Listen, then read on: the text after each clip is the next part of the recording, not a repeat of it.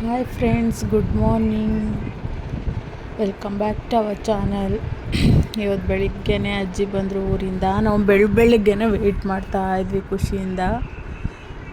ಊರಿಂದ ಅವ್ರಿಗೆಷ್ಟೇ ಏಜ್ ಆದರೂ ಮೊಮ್ಮಕ್ಕಳನ್ನ ನೋಡೋಕ್ಕೆ ಅಷ್ಟು ದೂರದಿಂದ ಬರ್ತಾರೆ ನೋಡಿ. ಖುಷಿಯಾಗುತ್ತೆ ಅವ್ರ ಮುಖದಲ್ಲಿ ಖುಷಿ ನೋಡೋಕ್ಕೆ ಒಂಥರ. ಬಂದಿದ್ದಾರೆ, ಬರ್ತಾನೇ ಇರ್ತಾರೆ ಅಜ್ಜಿ ನೋಡೋಕೆ. ಅವ್ರಿಗೆ ಯಾವಾಗ ನೆನಪಾಗ್ಬಿಡುತ್ತೆ ಆವಾಗ ಬಸ್ ಹತ್ತಿ ಬಂದುಬಿಡ್ತಾರೆ. ಹಾಗೆ ಫುಲ್ಲು ಖುಷಿ ಎಲ್ರಿಗೂ. ನಮಗೆ ನನ್ನ ಮಗ ನೋಡಿ ಕುಣಿತಾ ಇದ್ದಾನೆ. ಅಷ್ಟು ಖುಷಿ ನಮಗೆ ಅವರು ಬಂದರೆ. ಅಂದರು ಹಂಗೆ ಮಾತಾಡ್ತಾ ಇದ್ದಾರೆ. ಎಲ್ಲರೂ ಬೀದಿಲೇ ಕಾಯ್ತಾಯಿದ್ವಿ ನಾವು ಅವ್ರು ಬರೋ ತನಕ.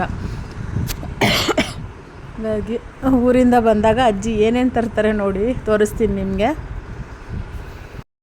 ಊರಿಂದನೇ ಅಜ್ಜಿ ಕರ್ಬೇವಿನ ಸೊಪ್ಪು, ಲಿಂಬೆಹಣ್ಣು.